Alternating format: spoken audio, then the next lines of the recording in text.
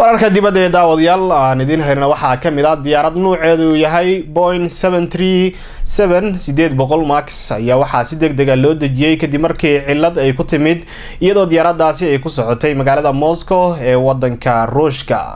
diyaaradda ayaa waxay ka soo duushay magaalada Mini iyadoo ku socotay caasimadda wadanka Ruushka ee Moscow waxaana si degdeg ah loo dejiyay kadib markii cilad ay ku timid diyaaradda. wasaaradda gaadiidka Ruushka ayaa waxay sheegtay in qaar ka mid ah rakaabkii diyaaradda ay ku dhaawacmeen markii ay degaysa diyaaradda Boeing. axadii ay ahayd markii diyaarad noocan oo kala ah oo ay leedahay shirkadda Boeing 737 oo ka soo duushay magaalada Addis Ababa ee wadanka Ethiopia kuna socotay wadanka Kenya gaar ahaan magaalada Nairobi ayaa waxa ay ku burburtay magaalo lagu magacaabo Bishoftu waxaana ku geeriyooday dhammaan rakaabkii saarnaa iyo sidoo kale shaqaalihii la socday diyaaradda oo gaarayay 157 qof.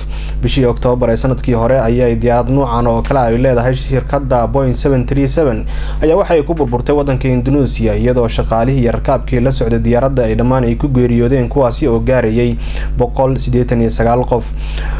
wadamo badan ayaa laga mamnuucay inay ka shaqeeyaan halka kuwa kalena hakad la geliyay duulimaadyadii ay sameyn lahaayeen diyaaradda Boeing 737. wali waxaa socda baaritaanada ku aadan sababtii ka dambeysay burburkii diyaaradda Ethiopian Airlines.